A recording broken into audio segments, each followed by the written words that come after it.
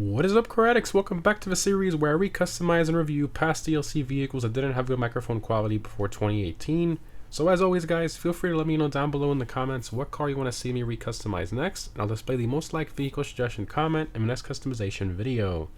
So in today's video, we're going to be customizing the Ocelot Pariah, which I customized / reviewed back in 2017. So the Pariah released with the Doomsday Heist update in December of 2017 for a price of about 1.4 million. In regards to performance, this car is in the sports class, and for those of you who don't know, it's one of the top 3 fastest cars in that class if we don't factor in HSW. But even if we do factor in HSW, it's still in top 5 for most tracks, which is still pretty incredible. Plus it has the highest non-HSW top speed in a sports class as well, of 136 miles per hour, which for comparison, that's faster than even the fastest non-HSW supercar. It's just crazy how fast this thing is. Now in terms of what the Pariah is based on, is primarily based on the Aston Martin Vanquish Zagato for its main design. And it does have some slight styling cues from a few different cars, including the Ferrari 812 Superfast, the Corvette C7 for the side vents, and a few other cars as well. Kind of a strange mix there, but it's still a pretty good looking car in general. But anyways, let's go ahead and check out the customization of the Pariah.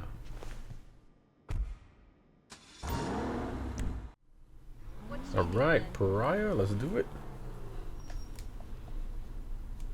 Okay, we got armor, brakes, bumpers, secondary strip, top part of the bumper. I guess this is probably to match like a carbon hood. That way you have like a flow. But it is kind of random if you don't factor in the hoods. Very strange. And here we have a tuner bumper, which is a completely different bumper, as you can see. This bumper is actually directly based on the 5th gen Viper, also the ACR. You can tell by the little reinforcement brackets there. So very weird the way they chose to do that. Very strange. Let's see what else we got. We got a GT bumper, also very different compared to the stock one. Interesting. I do feel like the stock looks the most unique. This changes. I mean, this kind of squares off the front end a little bit in the grill area. I don't like that. Honestly, I think the stock looks the best. Is there any carbon trim? Oh, only on the hood. Why didn't they do a carbon splitter? See, that would have been cool. Huh. I guess you might have to do this one then. Even though I kind of wanted the... I just don't like the way the front end changes. That's too much. No rush at all. Okay, I guess stock it is then. That's, there should have been some carbon splitter option. Anyways. Rear diffuser. So you got the stock one is chrome. That's pretty wild there. Then you got carbon, like a full carbon. Then you have... So this one's carbon trim. Oh, so it's like it's secondary on most of it, and then just the actual edge trim is carbon. Very weird. I guess if you want less carbon, but to me the whole diffuser carbon looks better. So we'll do that. Engine. Hoods, you have the stock hood, secondary, carbon. Oh, here you go. So this is the option you'd have to match the front bumper, I guess. I feel like that'd look a bit weird. Maybe too much carbon, but anyway. You got a vented scoop hood, which this is based on a C7 Corvette Stingray hood. The most random parts, a Viper front bumper, a Corvette C7 hood. Now this car does have a C7 style side vent, you know, there on the fender, but I don't know. It's just weird how there's like just a mashup of different, you know, design parts and customization parts. It just doesn't make any sense. But I guess Rockstar went kind of wild with this one. They just threw everything at it. And you got a performance hood, sort of similar to the Viper hood, 5th gen Viper hood. Then you got the GT hood, which looks pretty good. I like that. It's kind of like isn't that like the V12 Vantage style hood, I think? And that's all the options there. I think this one's pretty nice. We'll do this one, the GT hood. Do lights, do some xenons. Liveries. So you got classic white stripes, black stripes, blue with the red pinstripe, red with the blue pinstripe. Interesting. black offset, white offset, black pointed, kind of ends right at the edge of the hood there. But then it goes all the way to the back. You'd think they would have, you know, started it there and ended it right there on the back, but not all the way down. That doesn't make much sense. Okay. Ocelot stripe. And that looks really good. That stripe. That's nice. Not bad. I think the offset and the last one are the two best. But let's skip that for now. Plates. I think I'll throw the Ocelot plate on there. I don't think I have I don't really have a good plate because obviously it's hidden with that glitch thing. Alright, let's just do the track plate because half my plates are hidden. That sucks. Alright, color. Now for this, I was thinking a nice metals brushed aluminum. I think this car looks really good in that color. But I don't know. I feel like I want to go with like a candy red and gold kind of combo. So I'm thinking we do the Cabernet red with a, let me see here, with a Torino red pearl. It's a nice candy red. And then, I mean, I think that's a bit too dark actually. What if we do, let's do maybe this one? I think this one will look a bit better. Yeah, that's what I'm looking for. Perfect. And then secondary is going to be, I guess, any of the secondary options you have. Anything in the interior? Oh, the interior stitching. We'll definitely do that red. I think a nice brighter red so we can actually see it. The Torino red there. Or maybe a formula, a little bit darker formula red. Nice. Crumblum goes in the door. Okay. Roof, secondary, or carbon. We'll definitely do the carbon so we get some contrast. I think I kind of prefer the carbon instead of the livery. I think that contrast looks a bit better, so we'll do that. Skirts, you have carbon, then you have carbon with the Pariah and the red pinstripe. There's no like red pinstripe option for the bumpers, I think. Maybe, oh, it might have been hidden when we were going through them. Let's double check that actually. Let's go back up here. Is there?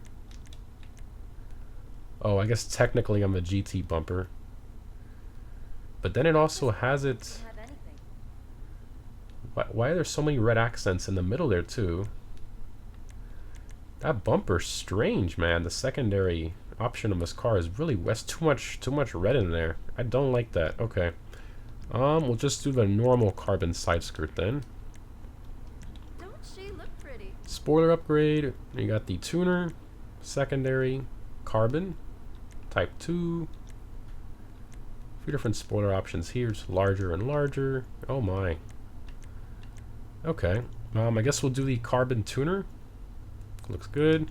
The weave on this is huge for some reason. I've noticed that with the Pariah. This is one of those cars where there's a handful of cars where the weave just doesn't match throughout the car. Some parts have a larger carbon weave than other parts. Just very strange. But it's fine. It's not too bad.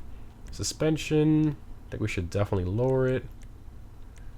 And we'll lower it all the way. Transmission, turbo, wheels. Now the stock wheels look good, but you can't paint them or even glitch paint them because they're forced in chrome. Plus I want more of a simple wheel look, to be honest. Well, I guess we're going to look at two different wheels here. So we're going to go to the street category, and I'm thinking either the Mercy concaves or, let's see here, the concave racers.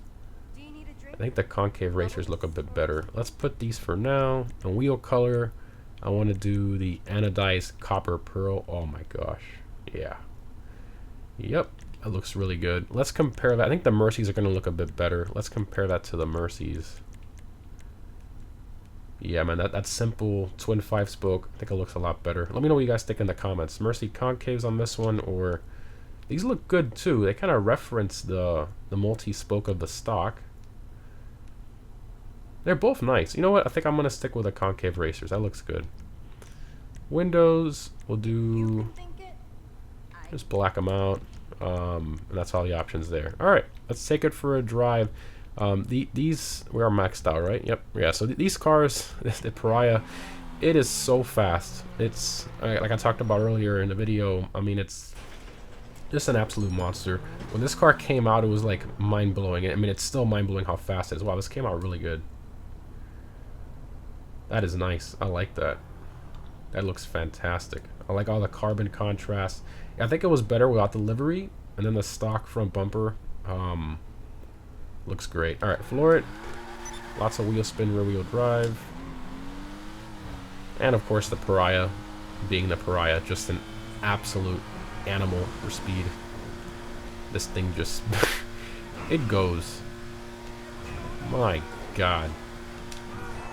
I mean, before HSW existed, this was like the king for a while. I mean, this thing beat every single supercar, and it's still the king in terms of top speed for non-HSW sports and supercars.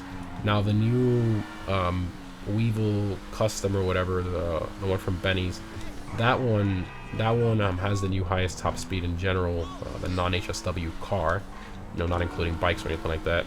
But this thing, you know, for sports and super, this is still the non-HSW top speed king, and handles pretty good. I mean, it basically has your typical sports car handling, maybe a little bit better. You know, sort of that understeer that you kind of expect from a sports car, and then sometimes snap oversteer if you're not careful. But you know, handles pretty good. But it's sort of your typical sports car. Definitely a little bit better though than the typical sports car. Oh, sideswipe.